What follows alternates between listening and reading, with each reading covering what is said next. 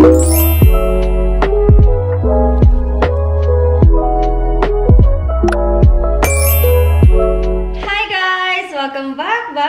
to our channel! Nandito ulit tayo ngayon sa kitchen namin, but this time, hindi ako magluluto ng ulam kasi nakakain na kami. Magbe-bake naman ako. Magde-dessert naman tayo ngayon. Pang second try ko to ng cinnamon bread. Sana okay siya kasi makulit talaga ako sa baking. Yun yung laging sinasabi sa akin ni Boo. Kasi, pag pangalawang attempt ko na, doon na ako yung nag-a-adjust ng recipe. Oh, masyadong matamis or kulang sa sugar, ganon. So, ngayon, tignan natin kung okay pa rin siya. Nakapaglagay na ako dito ng dry ingredients. Sinalo-halo ko na tong all-purpose flour. Naglagay din ako ng sugar. Tapos, lalagyan natin ng dry yeast. Ay, naku, Diyos ko, nakaka-excite to. Ang bango-bango pa naman ng cinnamon bread, ano. Yung dry yeast, nilalagay ko na siya. Sinasama ko na siya sa dry ingredients. Dati kasi, tinatry ko yung ibang recipe, sinusunod ko sila na ihahalo mo siya sa ganito, ganyan. Tapos, papaalsahin mo muna siya. Hindi siya gumagana sa akin.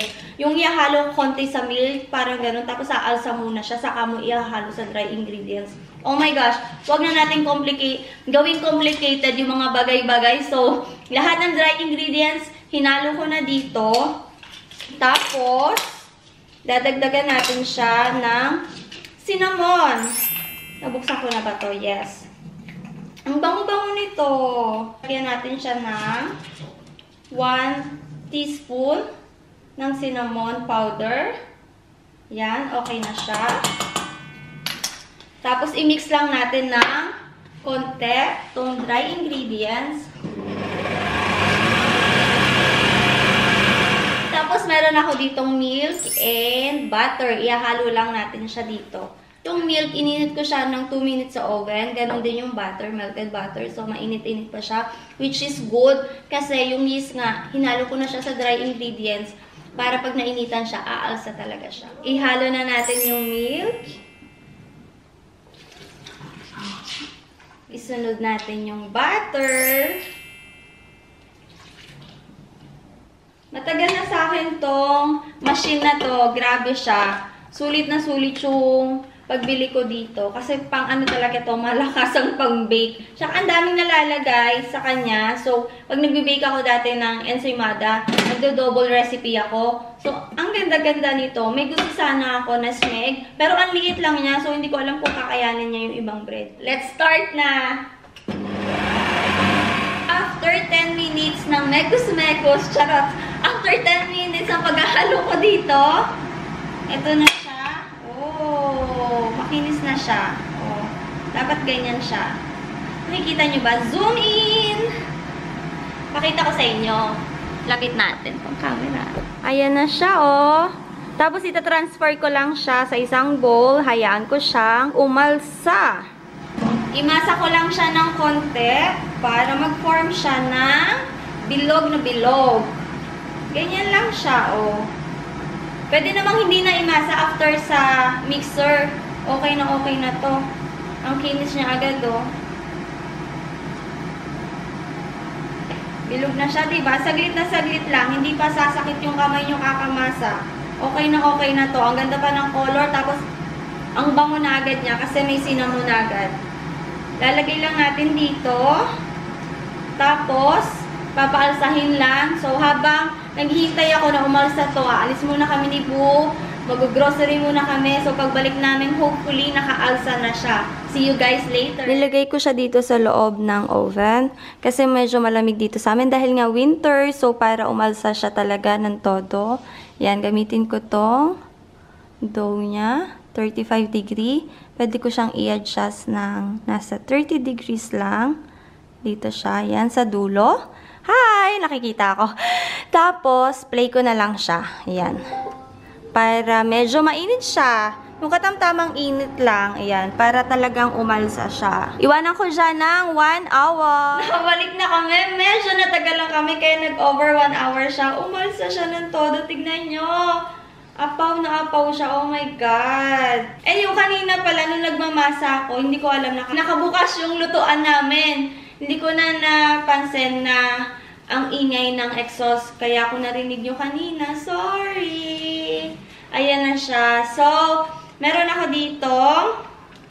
Ganito. Napagod ako sa paglabas namin ni Bu kanina. Bigla akong inantok.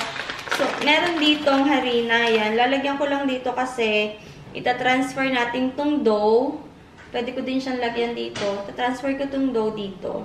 Tapos, igagano natin siya. I-roll natin siya. Grabe! Ang tindi ng alsa niya, oh!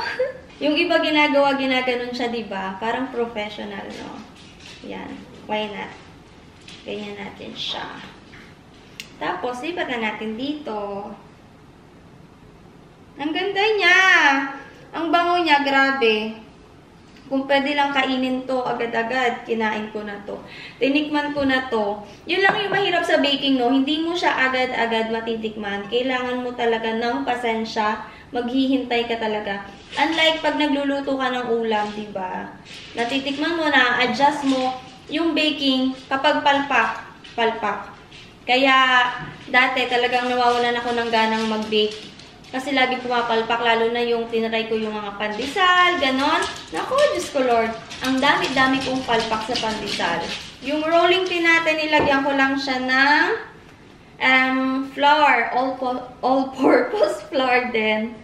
Ayan, medyo nabubulol na ako. Pagod na ako. Tapos ipa-flat lang natin siya.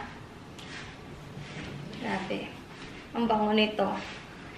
Sana masarap ka. Sa recipe na to, pwedeng makagawa ng 20 pieces. Depende sa laki at sa kapal. Noong una ko tinry na gumawa ng cinnamon roll, hindi talaga siya roll. Parang ginawa ko siyang spaghetti type. Yung talagang pinarintas ko sa ng ganon. Diba, nabubulol pa. Tapos yung pagpapaalsa naman, kaya ko talaga nilagay sa oven kasi nga malamig dito at winter. Para ako mabilis umalsa. Eh, nagtagal nga kami sa labas. Umalsa-alsa naman. Pwede nyo namang hindi ilagay sa oven yung pagpapaalsa, lalo na kung mainit. Huwag nyo naman ibilad sa araw. Grabe. Basta sa room temperature lang siya. Yun po pwede siya. Si Chubby naririnig nyo. Lagi nyo naririnig sa background yung kung hindi naghihilig si Chubbs. Naglalaro naman siya or tumatakbo siya. Ganon. Humaba na siya. Si Chubby nandito sa paanan ko. Ayan, okay na siya. Isang mahabang cinnamon rolls. Ngayon, ang gagawin natin is, meron ako ditong room temperature butter. Lalagyan lang natin siya na dito. Masarap pag maraming butter, pero grabe. Mas nakakataba. Hindi siya healthy. Pati yung corner, lagyan natin. Patapos na siya. Tapos ito, hinalo ko na yung cinnamon and sugar. Ayan. Ito yung pinakamasarap dito. Yung gaganto mo lang. Oh my God. Dapat generous. Kailangan marami yung ilalagay natin. Sobrang bango. Kung naaamoy nyo lang. Ang bango-bango. Ganyan, no? Oh my God. Naglaro yung bata. Ayan, natapos na siya. Nakita nyo, brown na brown siya. Ang dami kong nilagay talaga. Tapos, i-roll na lang natin siya. Dahan-dahan pa ako kasi first time kong mag-roll ng ganito. First time kong gagawin to. Ayan, ganyan. Diyos ko, bahala na kung ano to. Ang lakas na loob kung ngayon pa ako gumawa ng video. Hindi ko naman alam to, no?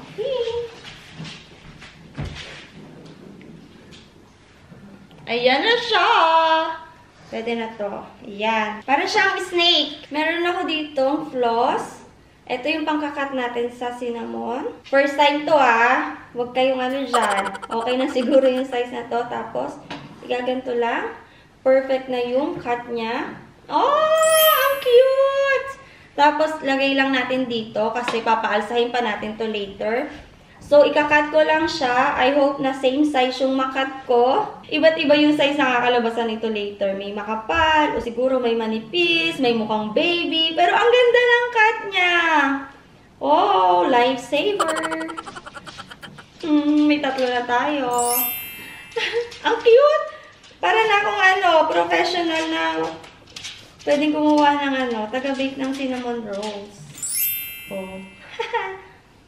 Ang ganda yung tignan. Tignan nyo. Cute. Nakagawa na ako. Nakapuno na ako ng isa. Papaalsahin ko na lang to. Tatakpan ko muna siya ng plastic. Tapos papaalsahin. Saka natin i-bake. Habang hinihintay natin umalsa ang cinnamon rolls, meron ako dito Philadelphia cream cheese. Yan siya. Naglagay ako dito. Tapos, meron akong powdered sugar. Imimix ko lang siya. Ito yung ilalagay natin sa ibabaw ng cinnamon rolls. Pero yung powdered sugar, pakonti-konti lang muna yung lagay ko kasi matamis siya. And ayoko ng matamis. Mix ko lang tong ganito. Ganyan lang siya. Mix-mix lang. Tapos ko na siyang haluin. 200 gram to ng cream cheese and 1 DL na powdered sugar. Okay na yung lasa niya. Natikman ko na. Hindi siya matamis. Saktong-sakto. Tapos lagyan lang natin ng isang kutsarang lemon juice. Okay na to. Umalsa na siya. Ang ganda, diba? Oh my God. Akala mo professional yung gumawa eh. Charot! Ang dami ko nagawa, oh. Tapos, may bonus pa ako dito. Ito, nilagyan ko ng Nutella. Tapos, yun yung tira-tira sa gilid. Pero walang sayang. Ayan, ginawa ko din. Ang ganda! Ngayon, ang gagawin natin, lalagyan na lang natin nito. Papahiran natin ito sa ibabaw. Tapos, ibibake na natin siya. Simulan na natin. Yan, ganyan siya. Grabe, ang ganda, no? Tap-tap lang. Paluto na siya. Mas mabango ngayon. Oh my God, ang ganda. Fresh from the oven. Grabe, sarap naman, oh. Yummers! Nakakatuwa. Sobrang bango. Ito na lahat ng nagawa ko. Oh my God! Lagyan na natin ng toppings. Oh my God. Sobrang bango talaga dito. Grabe. Excited na akong kainin. Kahit late na dito. Kakain pa rin ako. Mag-11 na ng gabi.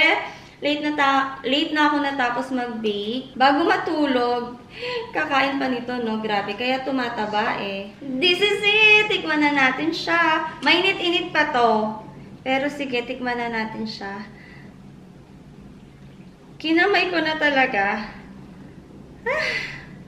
Mainit pa siya. Oh my God, oh my God, oh my God. Ang lambot niya! Cinnamon rolls! Tara, kain!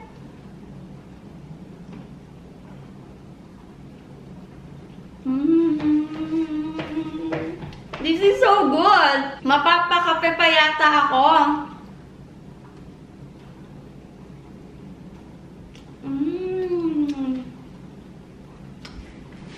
Ang sarap! Ang lambot niya. Hindi siya ganun katamis. Ang sarap niya. Oh my God! Sulit yung pagod. Hindi na ako makasalita. Ang sarap niya eh.